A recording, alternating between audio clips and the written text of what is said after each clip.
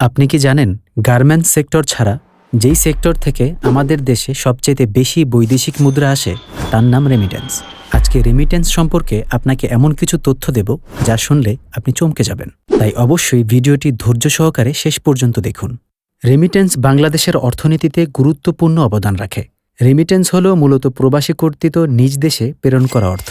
আরও সহজভাবে যদি বুঝাই, আমাদের প্রবাসী ভাইয়েরা হাজারো ত্যাগ স্বীকার করে ও পরিশ্রম করে যে অর্থটা উপার্জন করে আর সেটিই তার বাংলাদেশের পরিবারের কাছে পাঠায়, তাকেই রেমিটেন্স বলে। আর সেই সকল প্রবাসী ভাইদেরকেই রেমিটেন্স যোদ্ধা বলা হয়।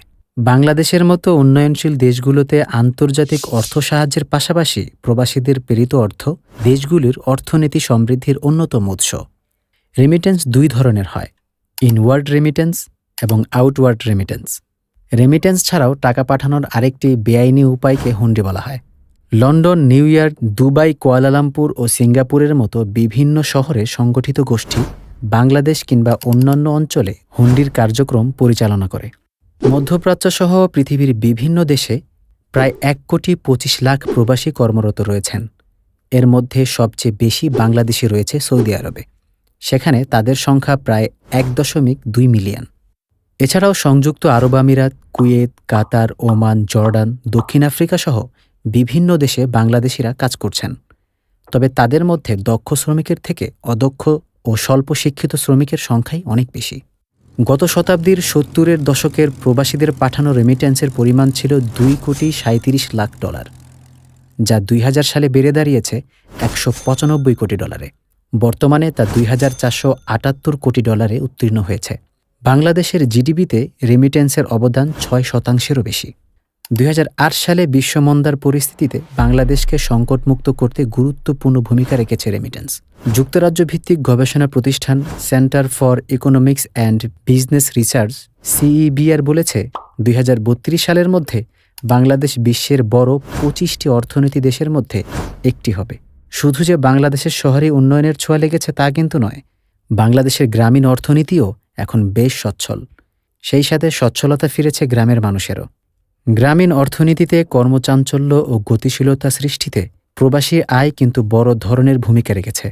কোভিড-19-এর সময় আমাদের অর্থনীতি নতুন এক পরীক্ষার সম্মুখীন হয়েছিল। করোনা পরিস্থিতিতে হুন্ডি চ্যানেল বন্ধ থাকায় বাংলাদেশের সবচেয়ে বেশি রেমিটেন্স দেখেছে, যা $24 বিলিয়ন কাছাকাছি। গেল 2 বছর বিনিময় হার নিয়ে নানা চাপাচাপি প্রবাসীদের অনেকটা হুন্ডি নির্ভর করে ফেলেছে। বর্তমানে বিশ্বব্যাংকের গবেষণা এবং সংশ্লিষ্ট অনেক জরিপের তথ্যমতে বাংলাদেশের সম্ভাব্য প্রবাসী রেমিটেন্সের আকার $40 থেকে $45 বিলিয়ন। এই সম্ভাব্য রেমিটেন্স শুধু 51% অফিসিয়াল বা বৈধ চ্যানেলে আসে। বাংলাদেশ ব্যাংকের সর্বশেষ তথ্য অনুযায়ী 2023-24 অর্থবছরে প্রবাসী আয় দাঁড়িয়েছে $23.51 বিলিয়ন, আগের অর্থবছরের চেয়ে যা 10.66% বেশি। জীবনমান উন্নয়নের এবং আত্মকর্মসংস্থানের লক্ষ্যে প্রতি বছর অনেক লোক বাংলাদেশ থেকে বিদেশে পাড়ি জমায় এবং হাড়ভাঙা পরিশ্রম করে রেমিটেন্স পাঠিয়ে দেশের অর্থনীতির ভিতকে মজবুত করে বৈদেশিক রিজার্ভকে সমৃদ্ধ করে চলেছেন। তবে তাদের অধিকাংশই অদক্ষ শ্রমিক। এসব অদক্ষ শ্রমিককে যথাযথ প্রশিক্ষণ দিয়ে দক্ষ করে বিদেশে পাঠানো হলে তারা আরও ভালো বেতনে চাকরি লাভের সুযোগ পাবে। সেই সাথে বৈধ উপায়ে টাকা পাঠানোর উপায়ও জানতে পারবে। এতে করে দেশও অর্থনৈতিকভাবে শক্তিশালী হবে। আমাদের প্রতিবেশী দেশ ভারতও বিশ্বের প্রধান রেমিটেন্স আয়কারী দেশ। এরপরই রয়েছে চীনের অবস্থান। এসব দেশ প্রশিক্ষিত ও দক্ষ লোকজনকে বিদেশে পাঠানোর মাধ্যমে রেমিটেন্স অর্জনে শীর্ষে অবস্থান করছে। বিদেশগামীদের অধিকাংশই অদক্ষ হওয়ার কারণে বাংলাদেশের প্রবাসী শ্রমিকরা হাড় ভাঙা খাটুনি খেটেও ন্যায্য বেতন পাওয়ার ক্ষেত্রে তারা বঞ্চিত হয়। প্রবাসীদের জন্য যত বেশি সুযোগ সুবিধা বাড়ানো হবে তত বেশি রেমিটেন্স আসবে দেশে। আর বেশি রেমিটেন্স প্রবাহ সচল থাকলে দেশের অর্থনীতি দ্রুত উন্নতি ঘটবে। বিভিন্ন দেশে কর্মরত প্রবাসীদের পাঠানো রেমিটেন্স বাংলাদেশের অর্থনীতি ও অর্থসামাজিক উন্নয়নে অত্যন্ত গুরুত্বপূর্ণ ভূমিকা রেখেছে।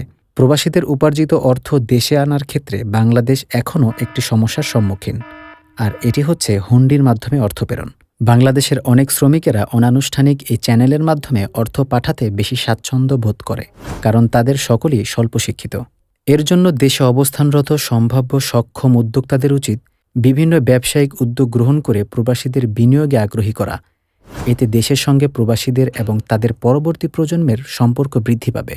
সেই সাথে প্রবাসীদের মাধ্যমে প্রেরিত অর্থের সুষ্ঠু ব্যবহার নিশ্চিত করা প্রয়োজন।